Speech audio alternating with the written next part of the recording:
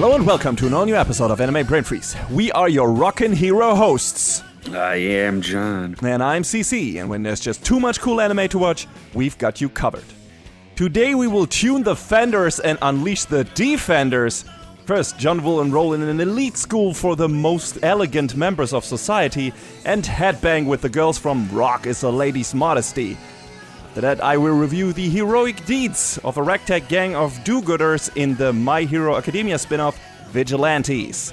So grab your plectrums and drumsticks. Don't forget that even the smallest good deed might go a long way, and definitely don't pause the pod. We'll be right back.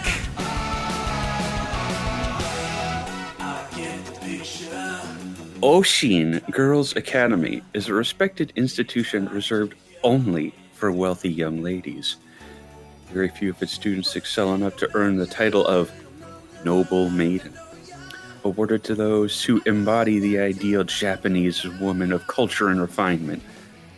Lisa Suzunomiya, a girl of common roots, has suddenly found herself as the daughter of a newly remarried real estate mogul and seeks to become a noble maiden to prove that commoners like her can be noble as well.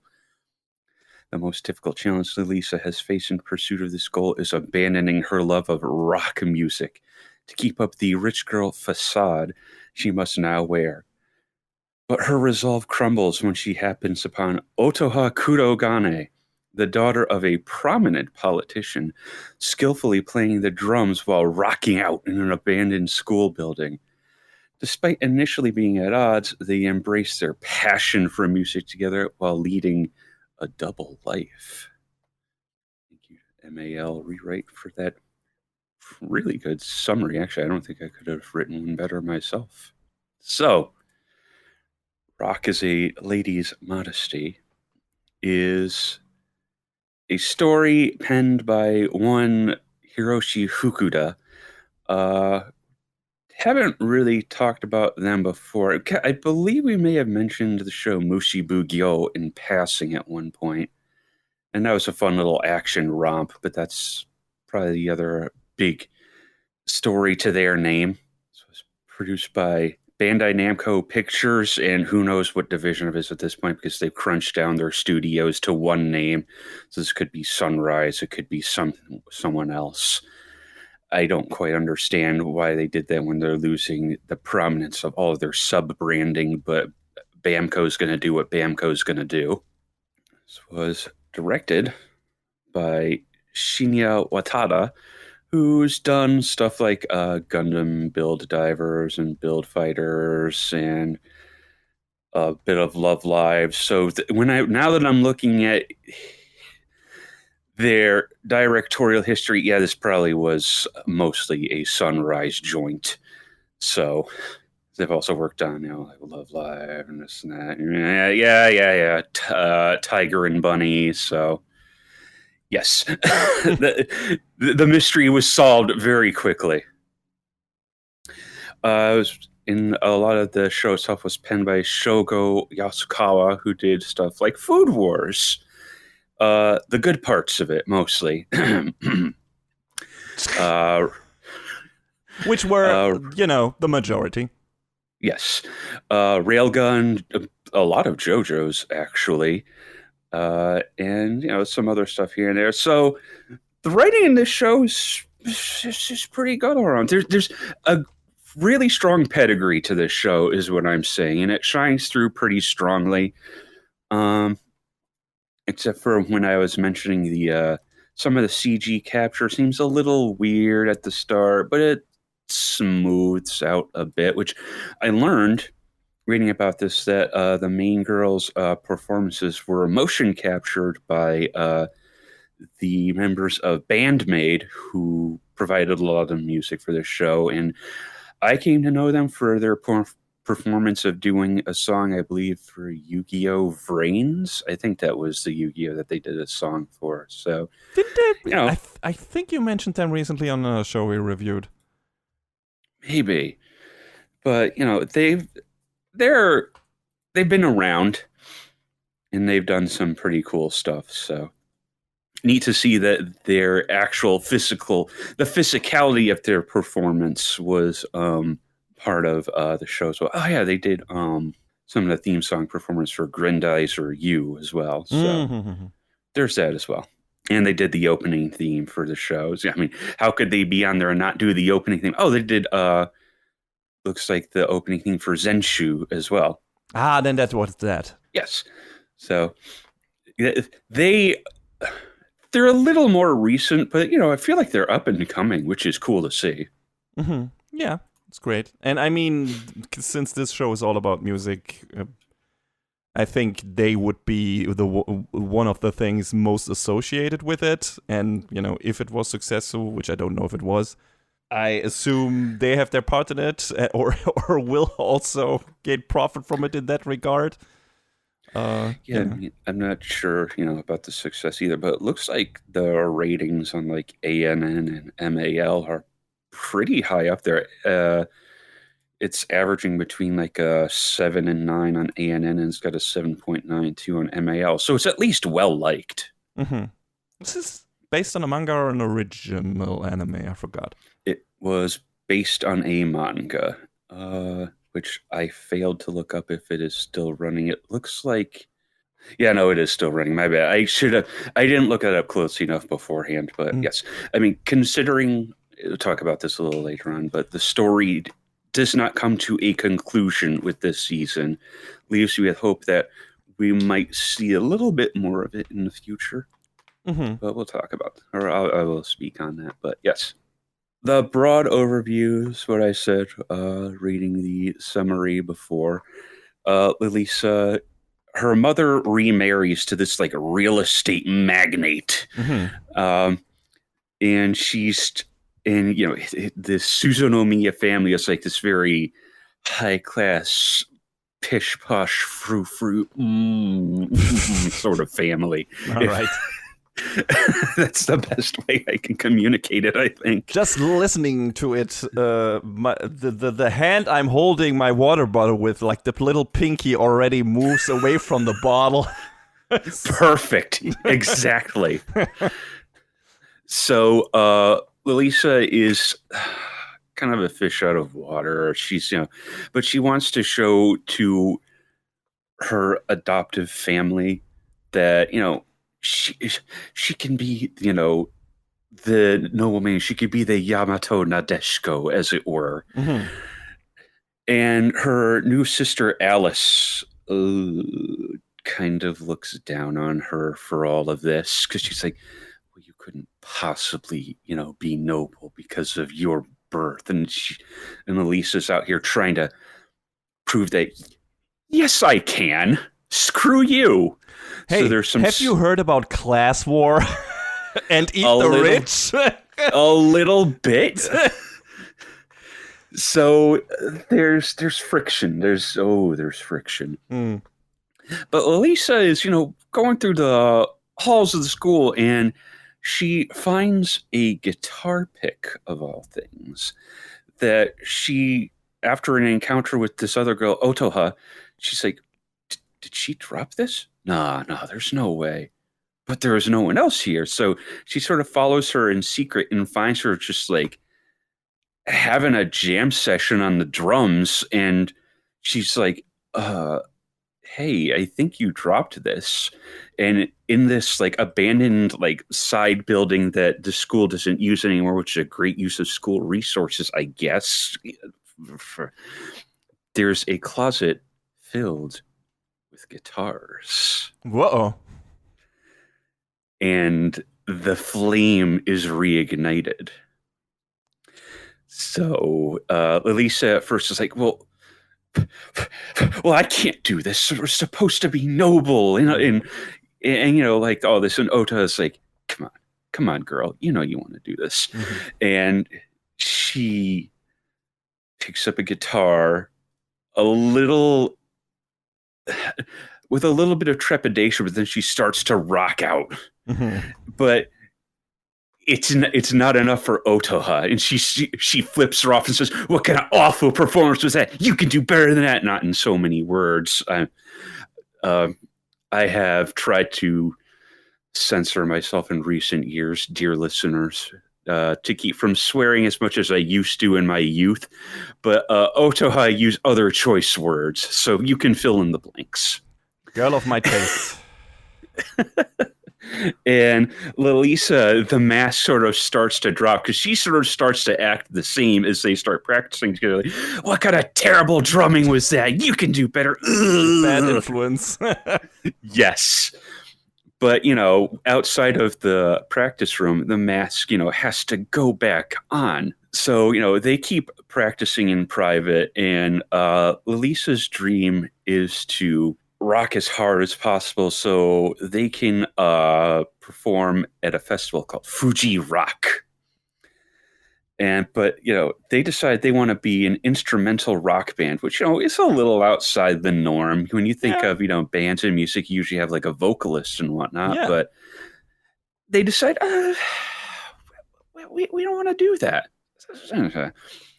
So in order to build up a reputation, to bring other people in, they start taking gig work. And Lalisa finds this like concert band that, well, they need a guitarist and they need a drummer. There's a band that they're looking for that needs a bassist and keyboardist, but Lalisa doesn't really play bass, and neither of them plays the keyboard. But then they find another one who needs a bassist and a drummer, and Lalisa is a little bit better on the bass, but again, neither of them play keyboard. But since they need a drummer, it sort of fits the bill. So they go in there, and this band is, they're a bit on the older side, and they're trying to play some like a little bit more classical music, but and it's not quite a battle of the bands, but it's like, just a big showcase of several bands coming and playing their thing. And this one group that comes in says to the leader of the group that they're with, well, you're just playing this classical garbage, whatever, who cares? Your stuff is terrible. And Lalisa and Otaha get all fired up about this, and they're like, you're going to let this guy say this stuff about you? And the guy leading their band is like, yeah, I know, but like, I don't want to fight. I don't. This isn't the place for that. I don't want to pick a fight. And they're like, okay, you don't want to pick a fight. That's fine. We will. Yes, exactly. So, they start playing their set, but then they just start like, they don't go too off script, but they start playing at a higher tempo and start going a bit harder than they probably should, which is a bit much for the rest of the band, but they're eventually able to keep up, and they like blow these other guys out of the water. And it's like, oh, that's so good. Yes. But who happens to be in the audience but Alice? Now, prior to this, Alice sort of was walking around with a couple of her friends and saw Lalisa and Otaha practicing in this room. And she's like, wait a minute, what is she doing on a guitar? Hold on a second. And she rushes into the building thinking to find him. But instead, they find Otaha playing the piano and Lalisa playing the violin. And she's like, but I saw you doing this other thing. What are you hiding? What are you doing? And now the cat's sort of out of the bag, and Lalisa is worried that Alice is going to slip this to her mother and her now adopted, her now stepfather. Because there's another layer to this, that Lalisa's mother is like... Is she a bad anime mom? Yeah, she is. We gotta have one at least every season, John. Yeah, I know, but it feels really bad because her mother is speaking with her, and she says, "Oh, how are things going at school? Oh, they're going great. I'm trying to do my best to fit in." Lalisa openly admits she's not great at the violin, but she's trying. She is putting in the effort to actually learn how to play and be good at it. We have a scene later on where the instructor comes in, and Alice is like, she's incredible. She's super proficient at it, and Lisa can barely hold a tune on the violin, and that's one of the things that Alice sort of looks down her nose at Lisa about, but it's like, oh, come on. But her mother is like, so what about the guitar your father gave you? And she's like, oh, I've just been wanting to hang on to it as a keepsake of him, because her birth father was like super into it. And that's where Lisa picked it up from. And she just wants to jam out like her dad did, and that's cool. That's fine. That's whatever. But her mother is like, well, I'm so glad that you've given that up. It's so good that you've left that behind you, with this like dead look in her eyes. And it's like, oh no, it's like that. Yeah, please adhere to my new life choices, child, that were made without taking you into consideration. Yeah. Yeah, well, I mean, we've seen this kind of stuff before. And let's just hope, considering the tone of the show, this seems to be much more of a comedic vibe. Like from what you told me and everything, or is this more of a dramedy? It's a little of both, honestly, because okay. There's good comic relief in there, but this is also all about, it's about following what you want to do. It's about, wanting to do your thing, because, the girls have this goal in mind, and there's, these things that happen along the way where Lisa meets one of the former noble maidens, and she catches her in the act as well, but she's like, oh, you can pretend you didn't see that. That's fine. And she's like, and this former noble maiden is like, yeah, that's all fine and all. You can do what you want, but when you get older and you grow up, you have to let go of these dreams. And Lisa's like, oh, you're terrible too. Oh, well, oh man, she recognizes it. And yeah, I mean, like, if this show, like, the way these kind of stories usually go is at the end of the story, the mom's gonna come around, hopefully, right? Or maybe it's the new dad, or someone from her family will probably switch to her side when they see a great performance of hers. Well, so unfortunately, it doesn't happen with the mom as far as this season goes. Okay. We never really see the dad, actually. Well, he's mostly absent. Yeah, sounds like an anime dad. Yeah, but Alice is like, she says to her, dude, that performance was awesome. And she's like, whatever are you talking about? A compliment? I can't deal with that. I'm not used to it. But she tries to play up, the noble girl act, but Alice is like, no, that was really, really great. Please let me know when you're performing on stage again. And Lisa's like, okay, yeah, sure. And Alice is willing to keep this secret behind their mother's back. And it's like, dude, it's great that, at least someone turned around on this, because otherwise this would have felt like a really story from beginning to end if there was like no one in her corner other than these like three other girls. I feel like there's going to be the sisters stand up to the parent situation in coming seasons where it's like, shut up, mom, she's great. I hope so, because there's this other moment where Lisa presents this like flower to Alice. I think it's a lily, and she's like, oh, this ugly flower, it can go. And she says to one of their servants to get rid of it, but then there's a scene later on where she gets home and it's like the flower is still there, and she's like, hey, this flower is still here. And one of the servants is like, oh, I'm sorry, ma'am, I'll get rid of it right away. And Alice is like, no, I think I'll take it and keep it in my room. And it's like, oh, that's kind of nice. That's nice.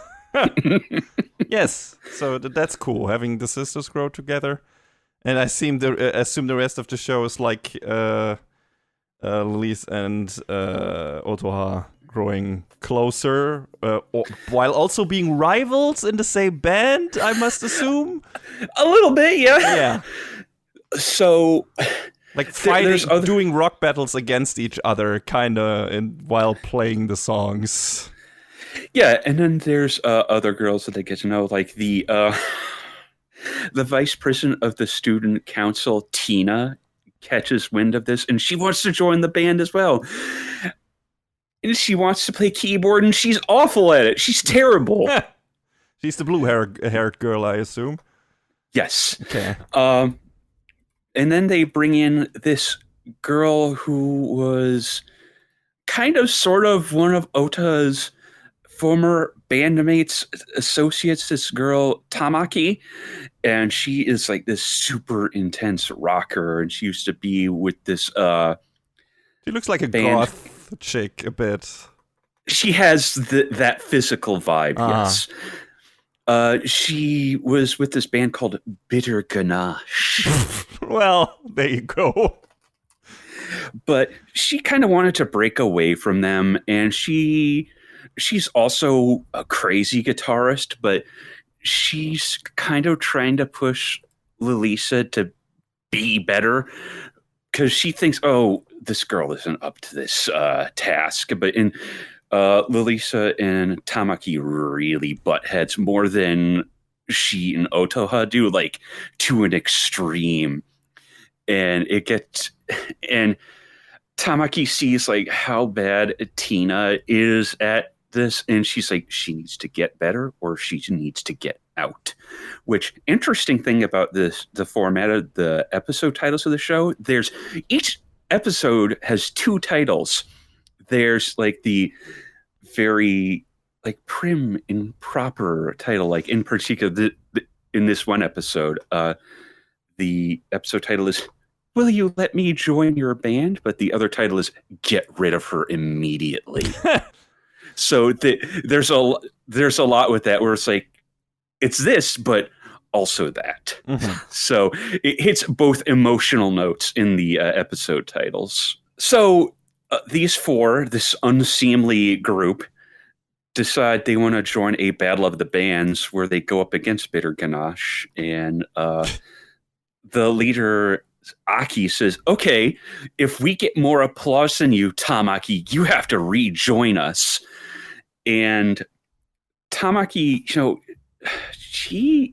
it comes out that she doesn't want to play guitar. She wants to play bass. And that's why she's kind of attaching herself to, Lilisa and company, which they're trying to brainstorm a band name, and they come up with something like Blanc de Noir, which, okay, sure.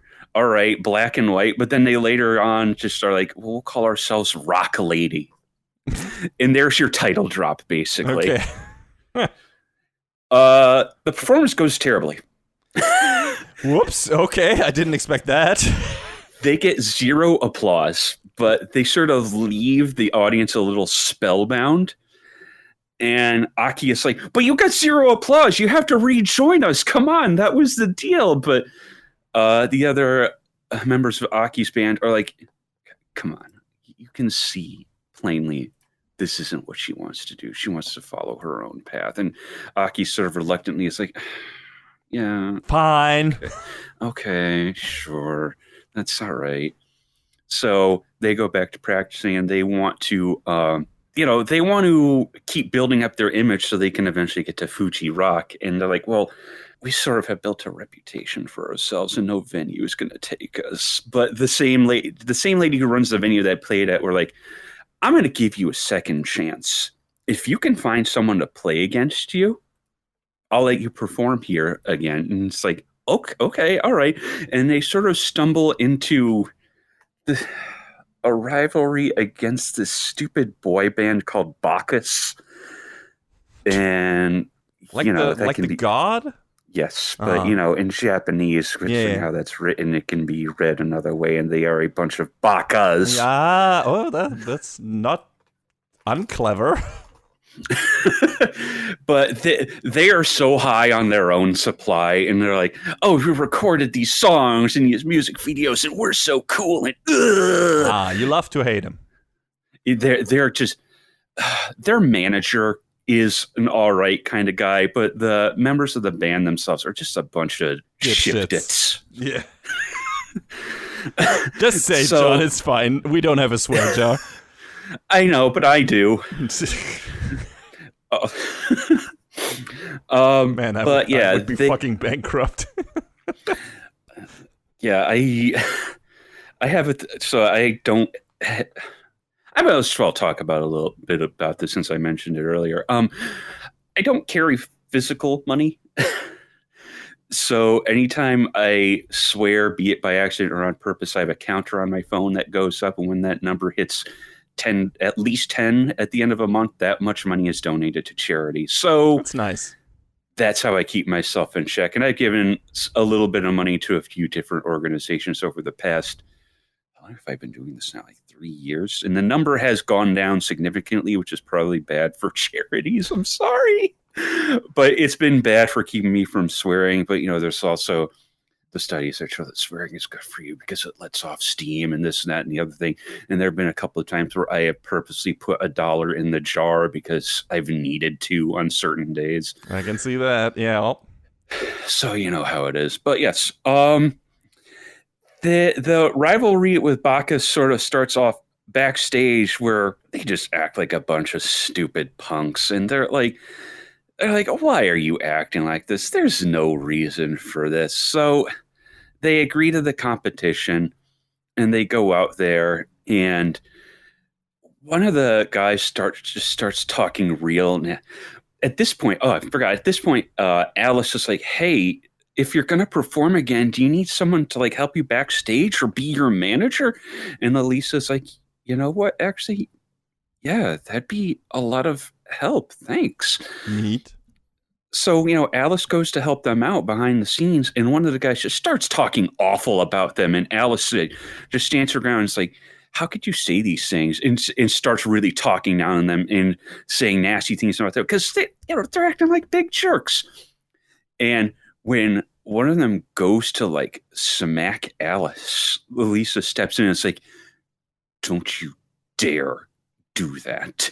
So he sort of walks away and there's this nice moment where Lisa turns to Alice and says, "Thanks for believing in your big sisters." And it's like, that's so nice. Yes. So Rock Lady goes out and they put on the show of their lives, and it's like, ugh, and they completely captivate the audience, and they're clapping and cheering and having a great time. And after they play their set, Bacchus goes out and nobody cares. Their set is whatever. The crowd is talking over, and they're like, "Boy, Rock Lady was awesome. Oh, they were so cool." To which Bacchus goes backstage and says, "You ruined our set. What's the matter with you?" And Be better. Here's the kicker. They stopped playing in the middle of their set to do this. Great. So That's the girls are like, a good impression. The girls are like, "That's pathetic. What are you doing? You didn't even finish your set. Get out of here." So, they kind of lose by default. And the manager of the club even says, "How dare you come in here and try and assault someone else who not only who's a girl, but is also one of the other bands. Get out. I don't want to see you here ever again." So they get kicked out. And it's like this feel great moment that, hey, the girls can rock too. And that's pretty much where it ends. And I really hope there's another season of this because I want to see them go to Fuji Rock. And this show was great and it was filled with awesome music and good feelings. And Sounds like a real fist pumper, in terms of especially that final performance, probably, where it's like, "Yeah, you go, girls," and then the assholes from Bacchus getting their comeuppance. That's nice.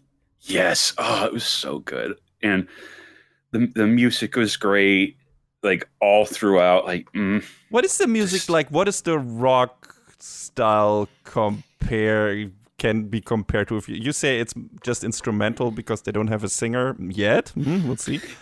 But yeah, I wonder about that part because we do have someone who could come in there, and I feel like they laid the foundation for that.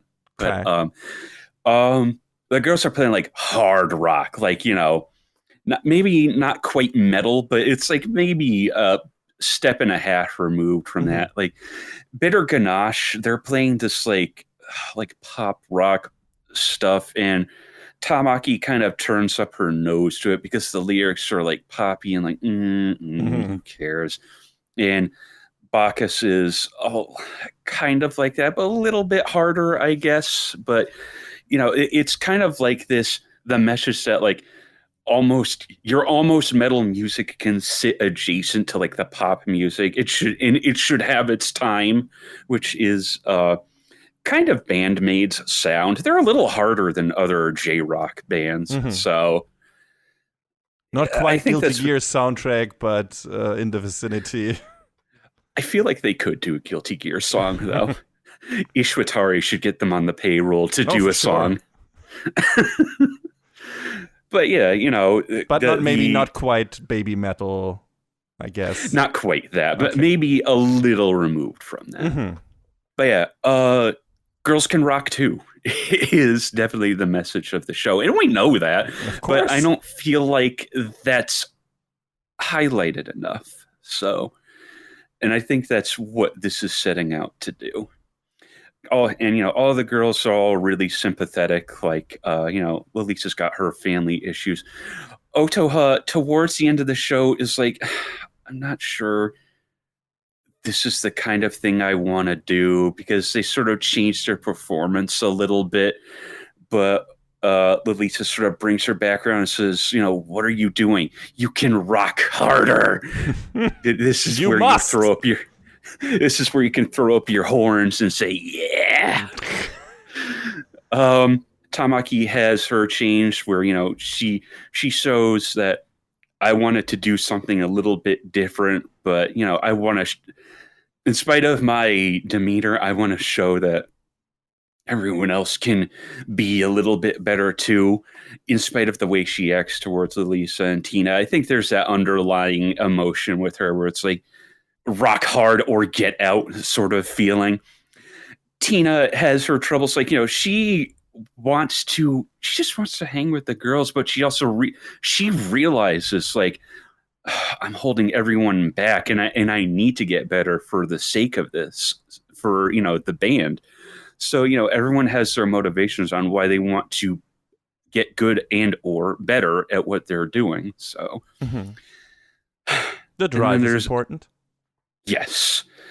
And then, Alice's story and the way she comes around and everything is, really great too. So I'm really hoping that the mother comes around, but, bad anime moms are and have been a thing. So, I mean, it's not always that they are like stay the absolute worst. Usually they have kind of some form of turnaround moment. I mean, recently we had the mom from Medalist, and she has that moment already in the first season, and it's a great moment. So that happens. It's not always gotta be what was the one from that badminton anime? I forgot its name. Hanebado? Hanebado, yes. Which stays the worst anime mom from beginning to end. Like, even at the end, when it feels like she is having like a moment where she's telling her daughter, yeah, you chose the right way, she makes it all about her, and kind of congratulates her for bullying her daughter by being a bad mom into being a good badminton player regardless, while trying to do her way. She was the absolute worst. Like, no redeeming speck of dust on that woman. Like, not at all. So I hope as well that Lisa's mom is gonna be a bit more amiable by the end of this story. I mean, I hope so, but that remains to be seen. There's no news of another season at this point, but I really hope that there is in the future, because I want to see these girls go to Fuji Rock. I want to see them fulfill their dreams, and I'm not sure where this leaves off in the manga, but obviously there's still more story to tell. So give me more of that, please. So where can people watch it? This show can be watched on High Dive. So be sure and check it out if you're into anime about music, if you're into shows about girl power, basically, have a look. It's great. I definitely recommend it.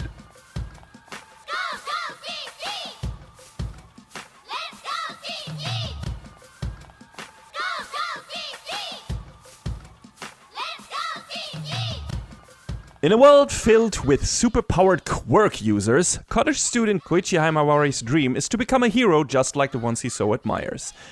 Unfortunately for him, he finds out that there is only so much he can do with a sliding ability that gives him about as much speed as a bicycle. Thus he's drawn to extra-legal, simpler work and takes on various local tasks beyond the grasp of the police and licensed heroes. However, a chance encounter with two misfits, a brash brawler vigilante who goes by Knuckle Duster, and the rising idol online sensation Popstep, gives Koichi the opportunity he has always dreamed about. The dangerous new quirk-enhancing drug turning ordinary people into instant villains, Koichi finds himself accompanying the two in a quest to stop the drug from spreading. As the trio tries to get to the bottom of the case, the chaotic team looks to put a stop to wrongdoers that go overlooked by the law. So yeah, My Hero Academia Vigilantes, as the name implies, is a spin-off of the original My Hero Academia series. It's based on a manga not written by Kohei Horikoshi, the creator of MHA, but by Hideyuki Furuhashi, who also wrote the Black Rod manga and the Spider-Man Octogirl manga, so he has experience with American comic book heroes, which MHA, of course, has always drawn a lot of inspiration from. The illustrator for said Spider-Man manga, Betancourt, also drew the Vigilantes manga. And a rare occurrence when it comes to anime adaptations of Shonen Jump manga, the manga is finished. Oh, really? That yes. I didn't know. Yeah, ran from 2016 to 2022, so chances are high we'll have a complete adaptation of that at some point. Has 15 volumes. So can I just say I love that the Japanese title is The Illegals. I can also see why they changed that for the American version. I guess, yes. But it's still a cool name. It is a cool name, yes. What though if they called it The Irregulars? Oh, or the Mavericks? They'd be irregular hunters, wouldn't they?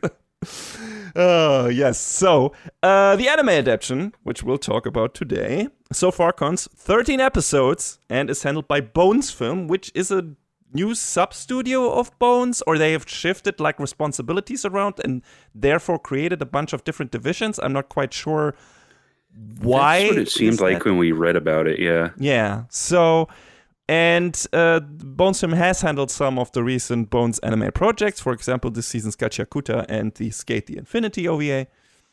Director of Vigilantes is Kenichi Suzuki, who had a bunch of directing gigs on JoJo's Bizarre Adventure, the first 2 seasons, Stardust Crusaders, and I think Stone Ocean, and Gundam stuff, among other things. The soundtrack consists of a lot of tracks we already know from My Hero Academia proper, or Prime, or whatever you want to call it. So for that, we can, of course, credit Yuki Hayashi, once again. But I guess the main composer for the Vigilante soundtrack seems to be Shogo Yamashiro, who also composed the music for April Showers Bring May Flowers and Wave Listen to Me.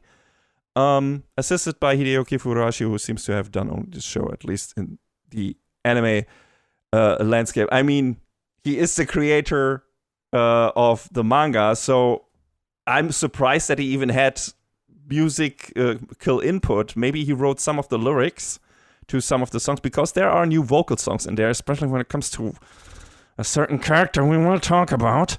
But yeah, there's a lot of vocal tracks in this show, especially with, pop steps, performances, and everything. So maybe that's why he was credited, because he technically wrote the lyrics for that. I don't know. But yeah, this is a spin-off. Actually, it's a prequel set before Deku enters the hero school. I think when he's probably still very small child in elementary school level, probably, I would say. Which is confirmed pretty quickly because we have a cameo of several characters, among them Deku's mom, who is still in her youthful, slim form, where we see her in the very beginning of MHA Prime. And yeah, so this is running somewhat parallel to some of the stuff that happens before the events of MHA Prime, where some of the heroes are younger, or all of the heroes are younger, but we see some of them, and we see some of the villains and other characters that we see in the original My Hero Academia show, but it's not really heavily reliant on you being familiar with My Hero Academia at all.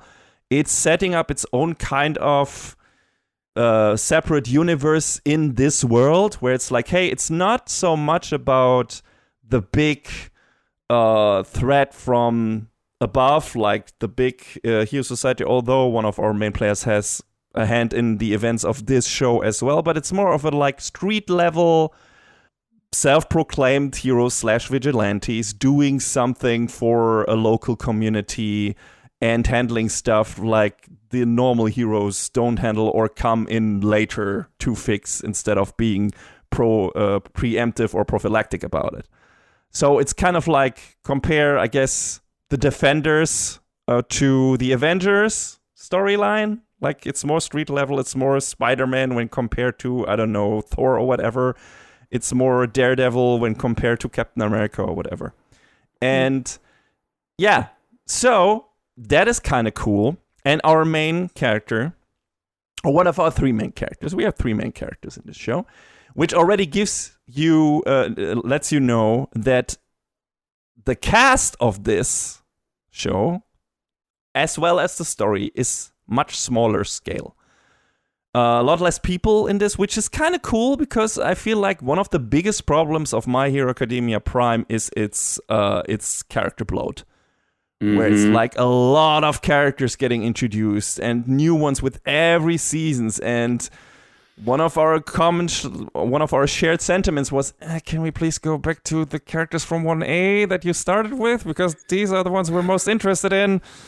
Every season they introduce like 10 more characters, and it's like, number one, how do these all fit together? Number two, stop.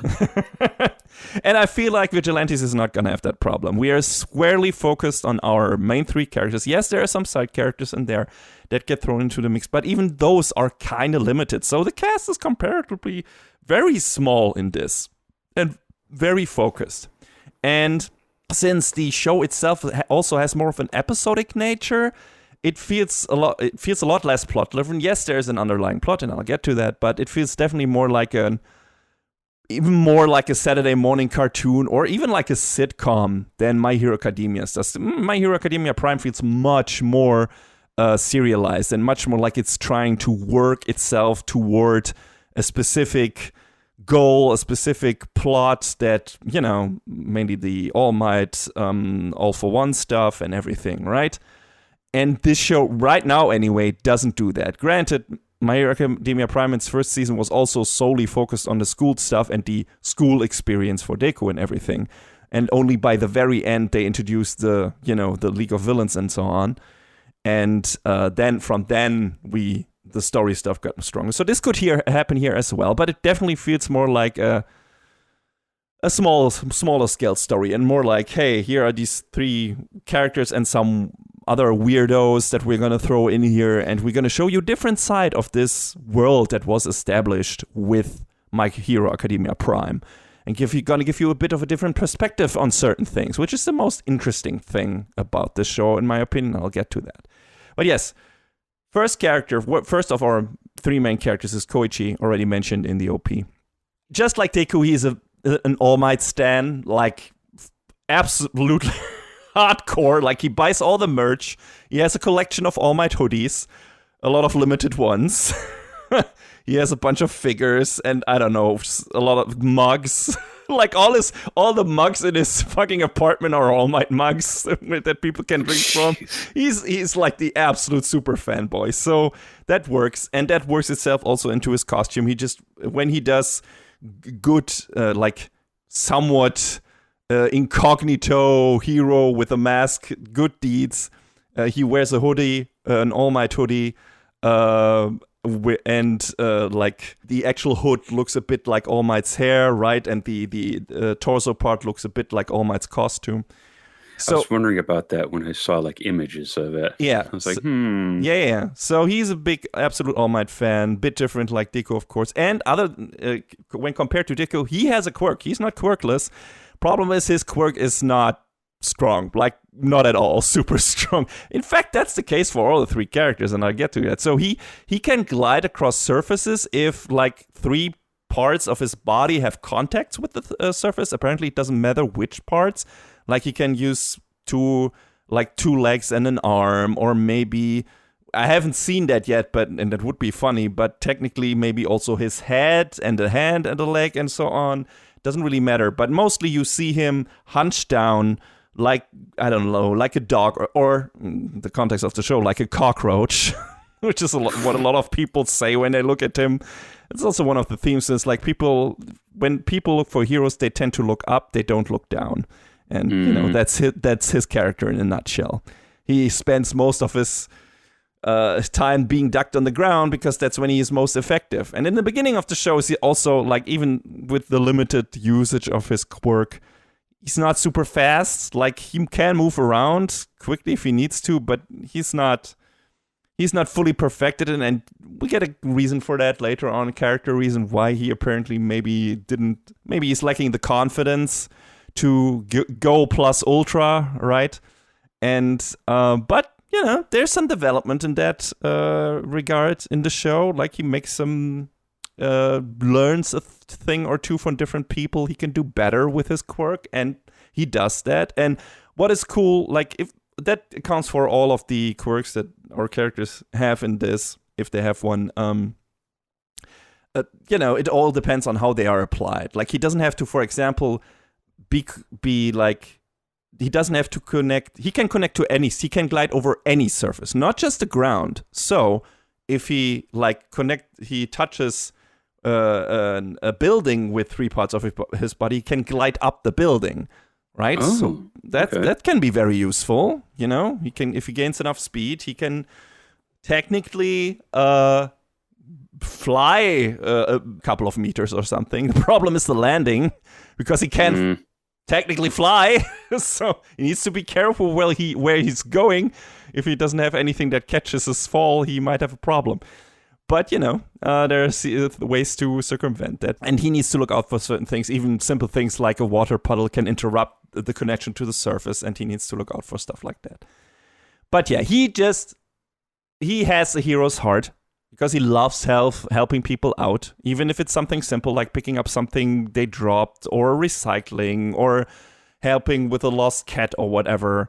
Like, everyone calls his hero persona in the beginning Nice Guy, Mr. Nice Guy, or Shinsetsu-man. And later, when he joins up with one of our other 3 main characters, he becomes the Crawler! And he announces that every time he appears on the scene. God. And everyone gets his name wrong. Everyone calls him the Crawler. Oh, no. Not like that. It's very mean. It's kind of irksome, but he gets kind of over it. And at some point, whatever. Just let people... Yeah, I'm just going to say I'm the Crawler, but I'm also not going to get super mad if people call me the Crawler. Actually, people... Believe it or not, people not getting his name right helps him out of a certain situation where you don't expect that to come back, and that actually helps him out, that he doesn't acknowledge that name. So it's really fun that they included that. He's also not a good fighter, so it's good that one of the other characters and himself get harassed in the first episode. Our third main character comes in to help them, but he gets better at that a bit later on as well. Knows learns how to better apply his quirk in a fight, and use his momentum and so on. And what's the best way to do that? Like throwing people off balance and everything by, sliding like into their legs or whatever. I guess another thing we learn about the society of heroes, which is always an interesting part of My Hero Academia world, is that if your quirk is not hero material, you have very low chances of becoming an official hero. But considering how many weird quirks we've seen in MHA Prime, I wonder if Koichi is not just, like I said, suffering from self-doubt or lack of ambition, or, parental influence, which is always a theme in My Hero Academia, and we'll get to that. But Yeah, so but it's interesting to know that it's like an entry exam. If you don't have a proper quirk, maybe it will not be easy to get in the hero course. But again, we've seen so many weird fuckers in the hero course over the course of MHA Prime that even with a limited quirk like Koichi has, I feel like he has proper chances to become an official hero, but he's not. So, to do the stuff he likes to do, to be a hero in its own right, like I said, he goes around and does small things for his local community, which is nice.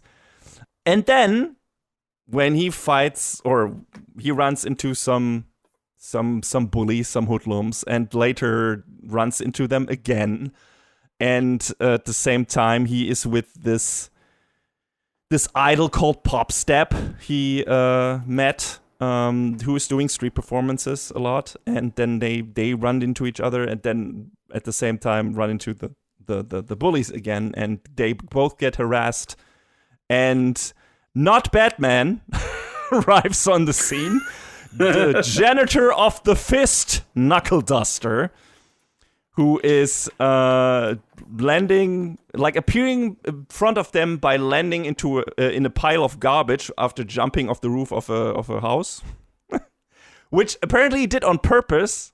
And he's like, that's one of the things he teaches Koichi after declaring himself Koichi's master. It's like, you can call me master from now on. It's one of those. Yeah, becomes his teacher. And he's like, hey, you can do anything if you find a good place to land in a safe place, right? It's like, okay. And so he always jumps into garbage bags because it's like that way I can do a proper hero entry and not hurt myself. But yeah. He's got it figured out, I guess. Yeah, I guess. Yeah, he's fun. He's very Batman coded. He's also very much Big Daddy from Kick-Ass. But in a better way. Like, he's not completely insane like that character is and an absolute asshole.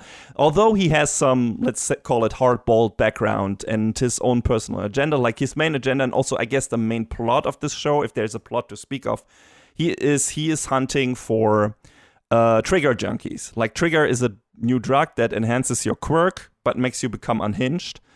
And for reasons we don't know at the beginning of the season, but know all about pretty much at the end of it. He is after who is causing these incidents, who is giving people trigger overdoses. And so he is the main driver of the plot, I would say. And yeah, he kind of ropes Koichi and Popstep into it. I guess Popstep mostly tags along, but Knuckle Duster and Koichi become this new hero team, technically. Knuckle Duster and the Crawler, and they go around and kind of take out these instant villains that terrorize the local community, and sometimes try to do it before the heroes arrive. Also to further their own investigation into this stuff. And, Koichi's mainly going along with what Knuckle Duster does to keep him in check, because Knuckle Duster, he is, his philosophy is better ask for forgiveness than permission, meaning... I'd rather punch the bad guys before they commit the crime that attracts the heroes, and in that way act unlawful, which is an interesting approach. That's like his mantra, kind of like, punch first, ask questions later. That's the least complicated and most effective way to do it. And Koichi's like, you can't go around punch everyone just because. So he's there to rein him in a bit. Sure you can, asterisk. Yeah. Popstep is just tagging along for her own reasons. I'll get to her. But yeah, there's an interesting reason. I don't want to give it away. I can do that in a potential season 2 review. But Knuckle Duster has a very personal reason why he is after the trigger dealers, whoever is responsible for this. And that's also one of the strongest parts of the show, I would say. Once we learn what that reason is and who that connects to, and so on. I like that a lot, and I think his character is just a lot of fun. Like, he's this kind of grumpy, but also kind of well-mannered in some parts anyway. Character who feels like a mix of, like I said, Batman and Big Daddy in a way, but also can appear as kind of a more relaxed person. Even he has this giant scar across his face and everything. Like he can come off as a responsible person. But like when we meet him, he doesn't feel like that necessarily. Like he immediately shacks up with Koichi against his will in his apartment. Like he's just there, empties the beer out of Koichi's fridge. It's just lying in front of the TV, chain smoking. And Koichi's like, "Why are you here? This is my apartment." But he's not the only one who is doing that, because Popstep is doing the same thing. Like for some reason, once they go through this initial bonding incident with the bullies, like she's also hanging around all the time at Koichi's place. Like she's just living there, I guess, like doing her test performance, whatever, and coming up with new songs, I guess, and performances for she can do on the street and whatever, and getting dressed, and I don't know, she's just around there. Of course, there's a reason why she wants to hang out with Koichi, and they have a very interesting connection. Like by episode 5, we learn why she is so interested in him and why she gets mad when he's making himself small, when he's doubting himself, when he's being so fussy about things or half-assed about certain things. That's what she always reprimands him for. She always say, "Don't give such an half-assed answer," and because that's kind of like Koichi's whole character in a way. But yeah, once we learn how they are connected and what her drive is to be around these weird other two guys, it's really nice. It's a really well done scene. She's very shy when she's not in costume, especially around Koichi, but very cute. She's just a nice person, and she also, she has not a strong quirk. Her quirk is leap, so because she can basically just jump high. Technically, she cannot really float, but it feels like she becomes just very light when she uses her quirk, right? She can do just very, very long jumps and easily bounce off other things again and jump very high again. And that makes it easy for her to get around and get a good overview over like the surrounding area, because she can very easily get to, higher places like high buildings or stuff like that. It's a very easy feat for her. She doesn't have any power or anything. Like she cannot really participate in the fights, but she can do crowd control very well, since she always has a mic with her for her, street performances, and she knows how to attract views towards her. Like knows how to get people to look at her and do what she wants to do, and that benefits her in these situations. Good distraction tactics. Yes, technically. I mean, like I said, she's not technically partaking, I think, in any real fights in this season. That might still come, but she can be like a coordinator, like taking on a manager role of our two-man hero team, I would say, and actually helping out that no civilians get hurt and so on. So she's very adept at that. And later on, there is like this concert that happens in the show where one of the other characters sets up a concert as a community support fundraiser, because in a fight against a villain, a lot of buildings got damaged, and they want to raise money to get the construction move along quickly and so on. And she is taking part in that concert, and of course, her experience as a proper rookie idol helps her there as well, and also helps to make the concert venue safe, because she has her own fanboys, of course, and the power is partially out. But her fans all have these glow sticks, and they can like guide other people towards safe areas and so on. So that's pretty cool. Like she has her own goon squad technically. Which is nice.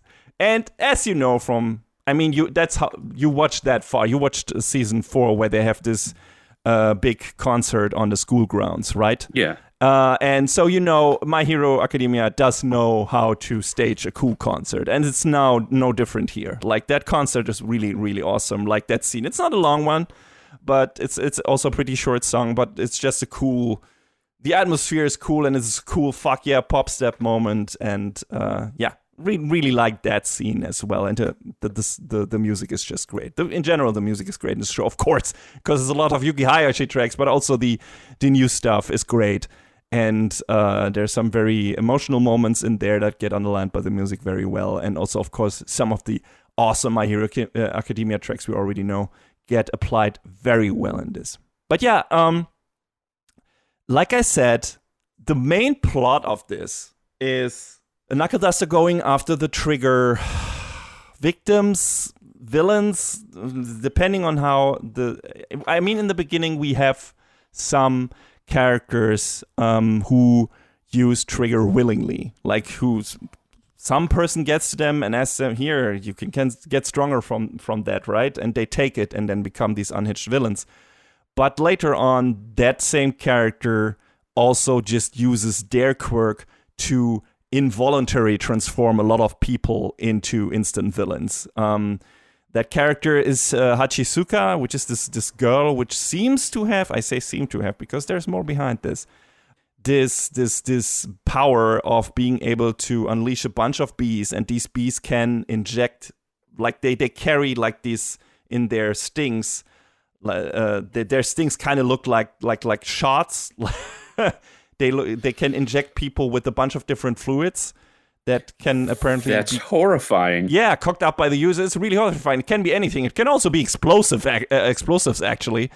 But I don't like this. No, it's really gross. Like, especially how she unleashes them is very gross. Like, that show, My Hero Academia, has its dark moments and kind of off-putting moments, but there were like a couple of scenes in this where it's like, oh, okay, all right, I didn't need to see that. So it already gave me the feeling like, okay, this show might be geared towards a slightly older audience than at least the beginning of My Hero Academia was, because the characters in general, like the main character Kochi, is a bit older. He's in college. He's not in high school anymore. Knuckle Duster is just an old dude. He, by the way, is quirkless, as we learn pretty quickly. So that kind of fits in with our cast of three main characters not being super powerful, really, right? Not in, at least when it comes to compare to the main heroes and everything we see and we saw in My Hero Academia. But, you know, Knuckle Duster, he's Batman in that regard. He's super awesome in hand-to-hand combat. He's super strong for a normal human being. And of course, his advantage of not having a quirk is he doesn't have to rely on that in fighting. So, like, if he fights someone like Eraserhead, who has several cameo appearances in this, whose power is to erase other people's quirks by looking at them, that doesn't have an effect on Knuckle Duster. He just can keep on punching because he doesn't have a quirk. So that can also be an advantage to him because, again, he doesn't have to rely on his quirk and is not completely put in checkmate when you know, he's fighting someone who disables quirks. So that's cool. But yeah, so Hachisuka is this girl who has this bee power and who then transforms a lot of people into involuntary into these instant villains and monsters later on. Like, she injects also animals with this, which nets us some cameos by not Godzilla, not the Ghibli cat bus, not Gamera, or Gamera the crab version. So, legally distinct, John. No copyright issue here. It's fine. Don't worry about it. Yes, but I would say, like, she is the main villain of this first season because she's like the person in the background, but also there's more to that, of course, that we only learn in the very last episode, I guess. I think, if I have not misheard his voice on the phone, I think All For One also has his hands in this. Because she's talking to a person on the phone, and I think that voice was All For One.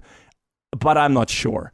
So, right? He's got his hands in everything. Yeah, so it could be that. And that is interesting. Like, the show sets up a bunch of interesting seeds for coming seasons. Considering it's a prequel, I don't know how far that will go. It seems we're still in like the prime days of the main cast of old quote-unquote heroes or senior heroes we have in My Hero Academia Prime. So All Might, still in the prime of his powers, apparently still his full power set.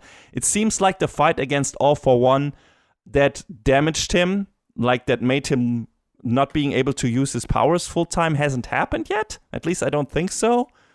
Bunch of younger versions of some of the characters, like we get this, the cop who always hangs out with All Might, Tsukauchi, and his partner Sansa, who we get younger versions of them. Also, different character, and I'll get to her because she's also very important, who's related to Tsukauchi. And we get a bunch of heroes, of course, we also see in My Hero Academia Prime, but they are very much on the sidelines. They appear for like 1 episode or 2 episodes, but they don't really have much, like, let's say, influence on the story. Maybe an exposition thing here, they're on just like, hey, do you remember that guy scene? But not really that much to do with the main plot. That is mostly driven by our core 3 characters up to an extent. And that is also not fully resolved by the end of this. Like, Hachisuka gets disposed of, so to speak, but there is like a wrinkle to that. And there are enough people still out there who apparently are going to further her agenda. So we'll see where this goes, and if this might also lead up to the fight between All for One and All Might. I don't know. That would be interesting. We also have another character who is kind of like the villain for 1 episode, I guess, who's called Stendhal. He has a sword, and he's kind of like a villain killer who just, is like, yeah, I think vigilantism is great, but I'm just not gonna like take them down. I'm gonna take them out. Permanently, which of course clashes with, the idealistic Koichi and stuff like that. And Stendhal, immediately I was like, oh, it's that character, right? Because he's wearing a mask and the way he talks and the way he is like, I'm just gonna kill everyone. And who do we have in My Hero Academia Prime? Specifically, its 2nd season, where there's a person that goes not against villains, but against heroes. And I was like, okay, this is Stain, obviously. And that's not really, it's not a spoiler. It's like super obvious that Stendhal is Stain. And yeah, so it's really interesting that we kind of see his origin here as well. Not fully and how he switches, but it's immediate, like in his 2nd appearance, he raves about how a hero is supposed to be, and it's supposed to be this ideal who is flawless and everything. It's like, it's you. It's you. We've met you before, and that's where we go into this being a bit of a darker show. We see very much how he ends up with the face that he ends up in My Hero Academia, and I'm like, Jesus fuck. Okay, I also did not expect to see. I mean, we don't see it in graphic detail, but the sound does its work here. Yeah, but again, that's interesting. Like, it's not heavily relying on the characters, the heroes from, and you being familiar with them from My Hero Academia Prime, but it's throwing enough in there that's like, oh, cool, I've seen this person, but I haven't seen them in this configuration before. It's like, okay, this is a prequel, but it's kind of its own thing, and you knowing about the original show enriches the experience, but it's not necessary.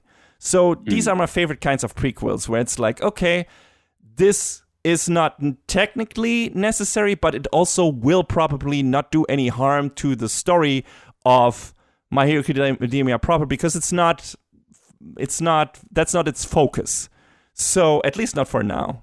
But, you see some characters and you see how they came to be who they are right now, and see more about them. Another character that very much relates to that and who has some nice side bits in this is the previous Ingenium. Tenya Ida from My Hero Academia Prime, one of the main characters from Class A1, I would say. The turbo hero with the cool, I don't know, mech suit, whatever that is, who's just super fast and has like some of the most well animated scenes when it comes to using his quirk. And we know that, his brother got actually attacked and permanently taken out of the hero game by Stain. And we see this still undamaged version of his brother, Tensei, in action in this show, in Vigilantes. And we see a cameo of young Tenya not being able to control his powers yet properly, which is very funny. But that immediately raises questions. Hey, they have introduced Stain here. They have introduced Tensei. Will we see the scene where Stain takes, permanently injures Tensei so that he can't do his hero work anymore? Interesting. We have only seen that, referenced in My Hero Academia proper. So will we see that fight? That will be interesting. But including Ingenium in here, beyond that, has its purpose, because he is this upstanding, cool hero guy who helps out Koichi. They run into each other in some random thing that happens in the district that Koichi resides in, and forgot its name, that he's always helping out in. And they like each other. I mean, obviously Koichi admires Ingenium because he's one of the coolest heroes out there, and Ingenium is very cool. He has his own box crew, has a crew like a racing team.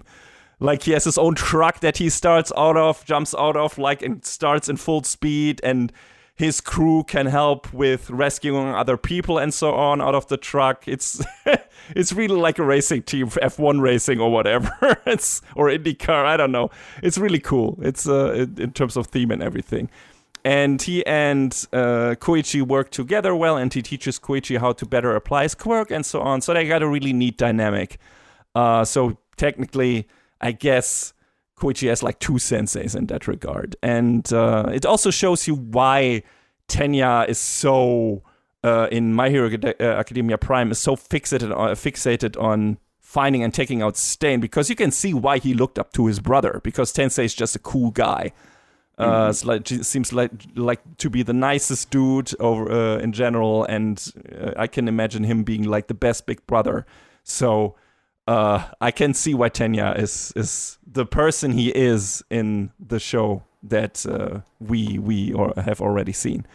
So that's cool. Again, enriching the other show without necessarily relying on you having watched that.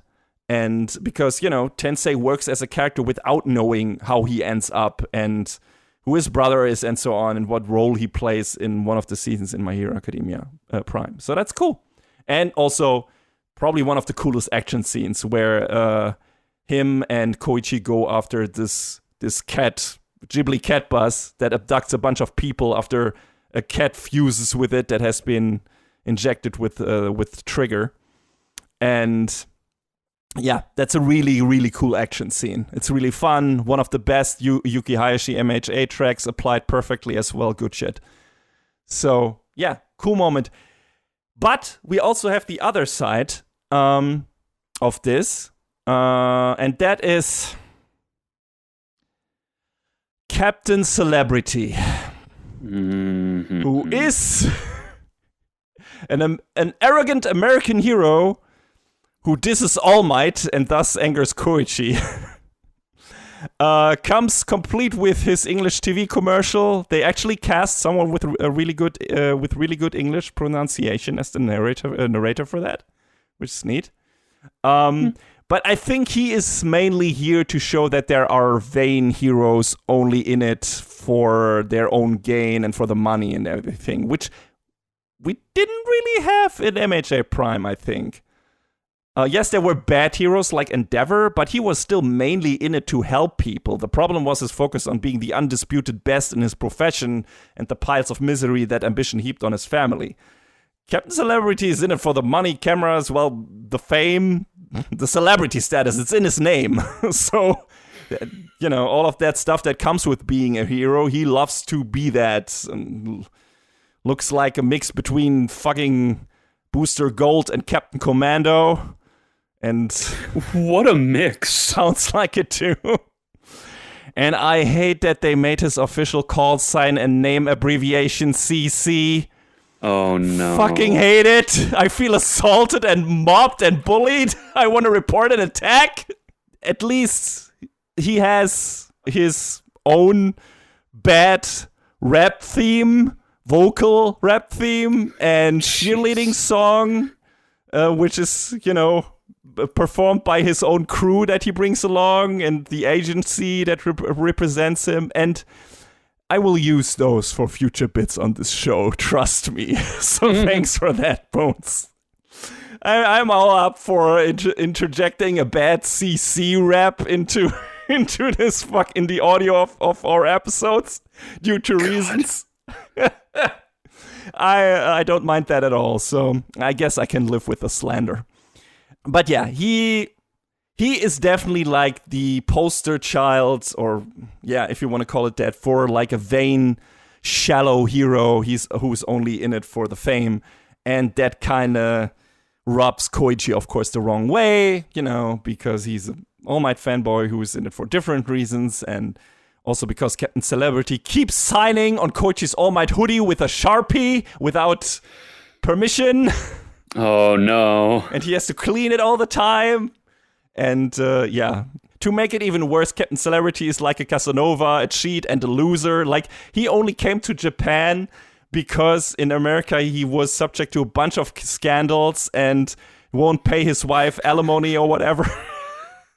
Brother, your scandals will follow you. Yes. I like the show is definitely poking fun at Western celebrities coming over to Japan and doing weird commercials there. There's a lot of that in this show when it comes to Captain Celebrity. But thankfully, Captain Celebrity is not on his own, and there's someone to rein him in, and that is Makoto, who is an upperclassman of Koichi, as it happens, and is also Inspector Tsukauchi's sister. She's also the character that takes the most interesting talking points in the show. MHA Prime has dabbled in discussing socio-political themes before when it comes to what heroes are, what villains are, what police is, what is good, what is bad, and so on, in relation to societal norms and everything. But Vigilante seems to be much more straightforward in that regard when it comes to its metaphors or use of metaphors and everything. Especially when it comes to reflecting on the concept of heroes vis-a-vis law enforcement agents and what some perhaps not so arbitrary rules created by certain governments people determine the key defining difference between heroes and villains and so on. Like, there is some really interesting stuff in there, and it's not that much elaborated on, but we learn from Makoto, we learn interesting new lore about the origin of the first heroes and how they are related to vigilantism. It's especially interesting because it sheds a much more critical light on the creation of the licensed hero system than MHA Prime did or does. And this is the kind of stuff I like prequels doing. Like I said, adding context to established concepts and thus maybe flipping our entire perspective on them. And I feel like this show does this. And this is cool. And it contrasts the licensed hero stuff, of course, to the street level stuff that Koichi and Knuckle Duster and Popstep do, which is much more organized, but it's also not beholden to certain arbitrary rules. And it lends itself to introducing a cast of local weirdos, of course, like I said, Popstep's Goon Squad and a bunch of delinquents and so on, and shop owners and everything. It feels like, again, more like a, community thing than My Hero Academia Prime does. And by regularly showing the villain tags from the perspective of the victims, they shift the view a bit from seeing it mostly from the hero's perspective in MHA Prime. So that's all cool. And Makoto is in here to give us a lot of context, additional context for how this world came to be and, how the show treats its different definitions of heroes and vigilantes and how that came to be and everything. So that's nice. And the first Vigilantes being officially licensed as heroes happening in Rhode Island also lends itself to some very cool Western comic book art, which we get in that exposition episode. So yeah, that was cool. But Makoto is also cool due to other reasons, because she never seems to lose her cool. She's just like this very nice, upbeat, college-age woman that seems to be like absolutely up for anything in terms of and being able to handle any situation just without missing a skipping a beat or whatever, like or missing a beat. Like there's this moment where she agrees to Koichi trying to pass her off as his girlfriend in front of his mom. Just, without any problem, and she's super okay with it. It's like, yeah, just sure, let's try this out. And of course it doesn't work because his mom sees through it immediately. She's like, a classy woman like that would never give a nerd like you the time of the day. Thanks for the confidence, Mom. But yeah, that was fun. And she's like, but I wouldn't mind you actually dating my son, just to be clear. And later on, she's actually like, would you mind actually marrying into our family? What? That's yeah. And the funny thing is, Makoto is like, keep an open mind about it. She's like really, really relaxed. Like one of the most relaxed female anime characters I've ever seen in a shonen series. She's like really like, yeah, it's fine. I'll keep I didn't say I don't want to be his girlfriend. So she's really cool. She's just an immensely cool person. The problem is, like, she, of course, rubs, in the beginning at least, Popstep the wrong way, because Koichi is very much interested in Makoto, and Popstep is very much interested in Koichi. So you got, like, this somewhat love triangle going on that it's not really one, and that kind of gets resolved to a degree by Makoto helping Popstep with the concert stuff in the final couple of episodes and everything, so they become friends as well. So it's like, in general, it's good vibes all around. It's not like the show is like, oh my god, there's tension everywhere between those characters and everything. Usually it ends up with Koichi being the butt of the joke, but still, like he's... I mean, a lot of people are just starting to appear in his apartment without asking him, and in the beginning, he's flustered, and he's like, this is my place. But also, very quickly, he's like, hey, I mean, I had problems making friends in college because everyone treats me like a creep. And because Koichi's bad with words.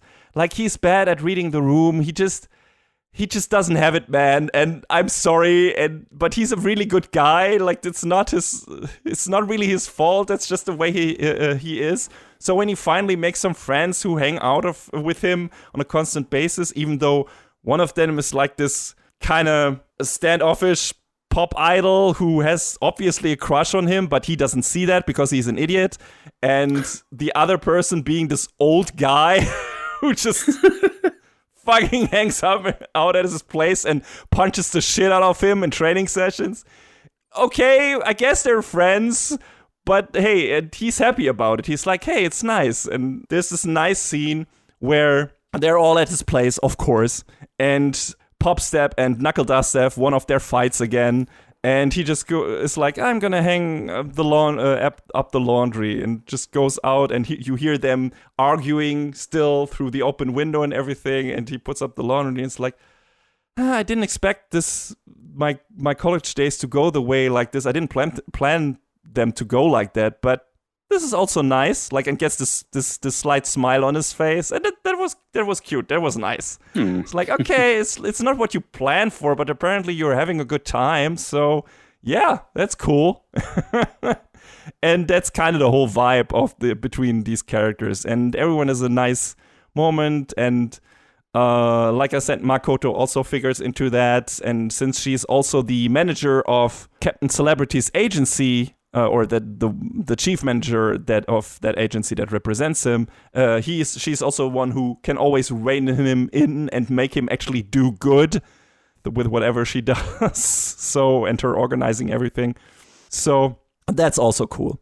I even kind of like the mom, Koichi's mom, even though it feels like, oh no, here comes another bad anime mom. But yes, she's no fan of heroes, and you're like, oh god, is this why Koichi is the way he is? Yes, probably, but she mostly is against them and him doing hero work because she thinks heroes in general, at least the ones she's come to know, live on the whims of other people, in her opinion, and probably and neglect their own lives. And looking at Endeavor and Captain Celebrity, that lady does have a point.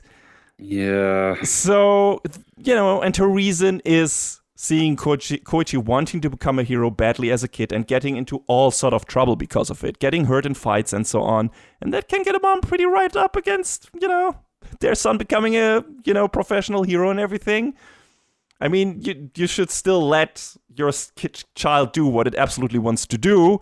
But she also admits that, I guess he's too old now, that this kind of shit from me giving him shit for that is gonna stop him doing what he wants to do. So I'm gonna give up. I'm just gonna let him do what he wants. And that's neat. Okay, that's fine. At least you're coming around in that regard. And yeah, she's that's fine. Makoto and Koichi have a fun trip around the town. It's and then that shit with the bus happens and everything. That was definitely one of the standout episodes. His mom arriving, then the shit with him trying to pass off Makoto as his girlfriend, Pop Step being thrown into mix, also Knuckle Duster suddenly appearing on the doorstep, and all of that chaos swapping is fucking washing over his mom, but she also kind of taking it in stride, and Makoto anyway, she's totally okay with it. There's this great scene where Knuckle Duster opens the door, you hear his voice, and Pop Step and Koichi are oh fuck, how do we explain him? How do we explain him to Koichi's mom and Makoto? How the fuck? And he suddenly appears very well dressed and totally proper, and Makoto and Koichi's mom are wow, a proper man. And Koichi's mom is buzz off, Makoto. You should get into men your own age. This one's for me. Wow! That's so fucking funny. And so it's great. The cast of this is great. And the fun thing is, since it's so limited in terms of actually... there are a lot of side players here and there, but it doesn't feel like the show is shifting character perspectives all the time. We're still mostly focused on our core three, and that is having a strong core of characters in a show always is something I would rank over shows that have a bunch of interesting characters. Not that I don't love a lot of the different minor characters in My Hero Academia Prime, but I think it's always something worth when you have a strong limited core of characters in your show, and Vigilantes has that and uses them very, very well, and adds to that roster with every episode, but not in an overload kind of way where it's suddenly, hey, new season, here are fucking 40 new characters or something. That doesn't even do that. We don't even get as many important characters in this first season that we got in the first season of My Hero Academia. We don't get a full classroom of people. We just get our main three, then we get 3 hero side characters that are kind of important, and then a bunch of, technically 2 villains I get, although even one is, only in one episode, and the rest is Monster of the Week stuff who are not important anyway and don't really get any characterization, so you don't have to pay attention to them. And the rest is hey, also characters you already know, so you don't need to legwork to establish them. And if the show doesn't do that, you also don't need that, because they're only bit players in this story. They're only here to be hey, this is set in this universe, but also it doesn't hurt to not know what these characters are about. So it never felt like overload. And I like that. I think this show is stronger for it. I think even though it's much more episodic in nature and the plot doesn't really move along at all, aside from our main villain of the season being taken out at the end, we still we have no confirmation who initiated this, why they're doing this, why they're running these tests of Trigger and trying to create these instant villains. It's gotta be an all-for-one scheme who's working to a specific goal, and maybe that goal is gonna be whatever the incident was that had him and All Might square off in this legendary battle. So maybe we get that at the end of this show. I don't know. We'll see. Could be fun, but maybe it's also not gonna care about that at all and just gonna have the story focus on our ragtag gang of vigilantes. I wonder how much Knuckle Duster actually will be in the next season, because his story is kind of over by the end of this one, at least when it comes to what his motivation is and everything. So I wonder. Also, the ending of the final episode of this season kind of teases a time skip for the next one. Huh. It's like Koichi's like saying, hey, the season, I still didn't know how much this would change my life or whatever, and how much I would be involved with this kind of story or whatever. The seasons just went by for a while. And I assume maybe we're going to have like a skip of 1 or 2 years after this. So interesting, very interesting. We'll see where this goes. But yeah, I really, really liked this first season of Vigilantes. Slightly different vibe from My Hero Academia Prime. More episodic, less serialized. But there's enough cool character stuff, some twists, and a lot of potential for interesting stories to come. And I think the production quality is, of course, I didn't really say much about the animation because I feel like I didn't have to, because it's fucking Bones. And it's the My Hero Academia team. So, of course, you have a bunch of fantastic looking action scenes. I think the best one, the standout being the one with the team up between Koichi and Ingenium, where they chase after the cat boss. That just looks great. And then you have a couple of fights with Knuckle Duster that look really awesome in the final episode as well. So it looks great. It sounds great, of course, because of the soundtrack. The OP is fantastic. Mm-hmm. Kekaorai is fucking banger and looks great too. So yeah, definitely one of the best OPs of this particular season. And yeah, I just an all-around great package, and I'm really interested to see more. I didn't expect to be that invested in the show, especially after I learned that it was a prequel. It's like, prequel. It's like, but then after realizing, this is not trying to just use all the characters we already know and then focus and then tell us, I don't know, the Eraserhead story or the Best Genius story, or here's the story of All Might before this. No, we're gonna get a completely different cast. And on the side, we maybe get a few interesting lore bits sprinkled in between, but the main story is focusing on other characters and their motivations and why they're doing what they're doing. And doing its own thing. I think that's actually a more interesting way to fill things out than focusing on characters we had already met, to be honest. Absolutely, and the setting is different too. I mean, it's still the same town, but, you know, the perspective is different because it's a street level thing. It's not from the perspective of the heroes. It's from the perspective of normal people, quote unquote, who are not part of the licensed hero program, but decided to do something good for their community regardless. Maybe because they couldn't hack it, or maybe because they don't even want to become heroes, but are just getting roped into it, which Pop's step kind of is, right? She obviously wants to be an idol, a singer, but she just chose to suit up like a hero because that's what she has, a quirk and everything, and she also kind of has a neck apparently for it, right? So that's cool. And Knuckle Duster, of course, has his own motivation, everything, which is also very interesting and good. And like I said, I wonder how much he will be even featured in the coming seasons, because I feel like a lot of this feels also like even inside of one episode, like we have like a 2-part, like one small story in the first part and one small story in the second part. We have a lot of those episodes too. So yeah, it's a lot more episodic. It's more street level. It's more Monster of the Week-ish than My Hero Academia Prime was. But that's a nice change of pace. And you still get enough cool My Hero Academia shit if you're interested in that. And if you're like, hey, I watched the other show. What does this show give me to feed my Academia needs in breaks between those two the seasons? And I mean, next season of My Hero Academia Prime is going to be the last one. I don't know if they're going to split that up in multiple parts. Maybe, probably. But it is called the final season, if I'm not mistaken.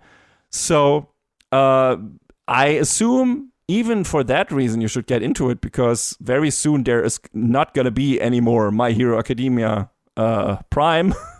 There is only going to be Vigilantes. So I mean, for that reason alone, you should check it out. But there's also, I feel like, enough in there for you that gets you, so that's where that came from.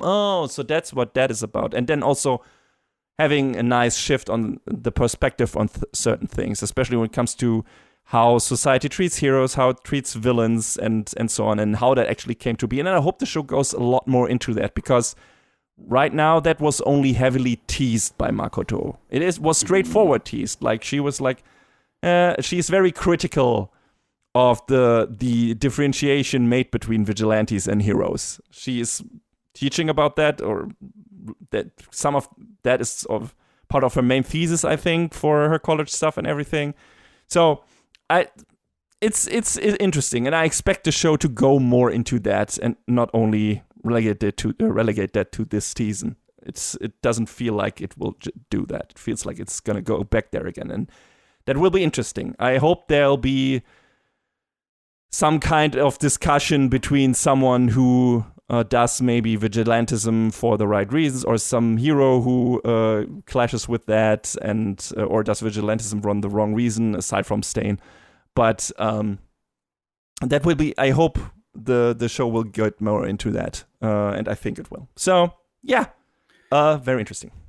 I hope it keeps that going forward, and I hope it also keeps its focus going forward. Yes, right now it feels like it. I mean, can always run into character bloat down the road, but right now it feels like the show is not interested in a super big roster. So we'll see. And story-wise, I wonder if they're gonna just have the trigger thing being the main plot driver, because even though, like I said, our ostensible main villain of the first season is taken down, the trigger problem has not been resolved, technically. So I assume that's going to get carried over in the next season, probably, maybe, but also maybe there's going to be a different plot created by whoever is responsible, and then our vigilantes have to deal with that, and we'll see how the heroes will figure into that. I'm especially interested how they will evolve the relationship between Koichi and Popstep, and Koichi and Makoto, and so on. So yeah, there's definitely enough interesting story seeds sown in this first season, where it's like, okay, this is cool. There could be something interesting happening down the road. And yeah, if you want to check that out, it's on Crunchyroll. And if you like My Hero Academia and are looking for your hero fix between seasons of My Hero Academia Prime, you should definitely check this out. Especially since its smaller character roster and more episodic nature make for a nice change of pace when compared to the original show. And if you like street-level superheroes in general, you might like this as well, even if the main series didn't do it for you, since this slightly different take on the world established by My Hero Academia Prime might be more your speed. So yeah, give it a chance. I can see this becoming a very cool action show in its own right that does not have to hide behind its big brother. On your mark. Get set. Go! It's showtime! See! He's so cool! See! He's so cute! See! He's so complete! See!